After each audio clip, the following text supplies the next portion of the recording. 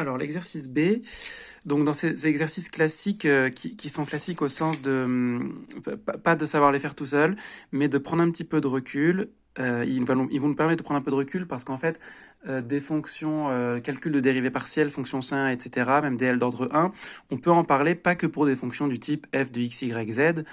Par exemple, la fonction déterminant, eh bien, ça marche aussi, mais tout simplement parce que le déterminant, c'est rien d'autre qu'une fonction de n carré variable, hein, qui sont les coefficients. Donc, c'est comme ça qu'on va aborder cet exercice.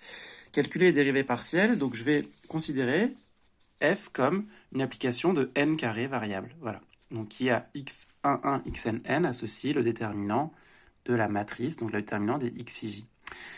Alors, comment calculer les dérivées partielles? Eh bien, c'est essayer de le faire. Quel sens pourrait avoir de calculer les dérivées partielles de f au point in?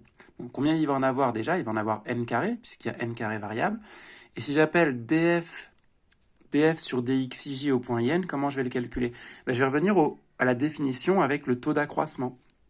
Le taux d'accroissement, c'était f de... Alors, par exemple, quand j'étais en 0, 0, hein, c'était f de 0 plus t, 0, moins f de 0, 0 sur t. Mais en fait, ce 0 plus t, 0, c'est...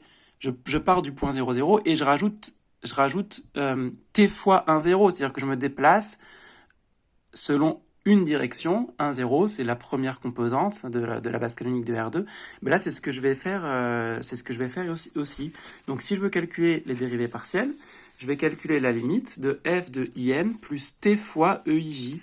Eij, ça représente bien rajouter c'est la même façon que je rajoutais le vecteur 1, 0. Ben là, je vais rajouter le vecteur avec eij, avec un 1 en position ij et un 0 ailleurs. Donc, je regarde la limite de ce quotient.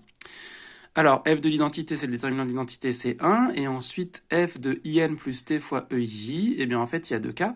Puisque si on réfléchit, si on se le représente 2 secondes, bah, si eij, si i est différent de j, le t va être en dehors de la diagonale, donc le déterminant, ça sera 1. Et puis par contre, si t est quelque part sur la diagonale, si i égale j, le déterminant, ça sera 1 fois 1 fois 1 fois 1 plus t. Donc finalement, ce quotient, le numérateur, il vaut 0 si i est différent de j. Et donc, la limite du quotient, ça sera aussi 0. Et puis, le numérateur, il vaut t, en fait, si i égale j. Et donc, le quotient vaut 1. Et donc, la limite de t sur t, ou la limite de 1, c'est 1.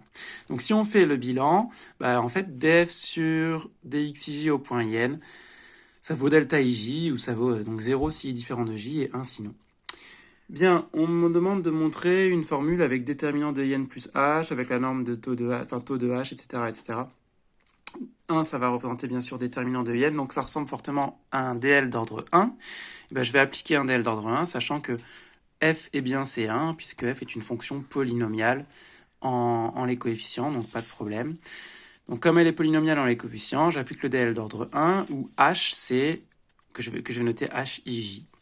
Donc qu'est-ce que ça me donne? Je vous laisse l'écrire, mais pas de problème, vous allez voir le dl d'ordre 1. f de in plus h, c'est f de in plus la somme des df sur dxij en in, d'ailleurs, j'ai oublié, en in, fois hij plus taux de h.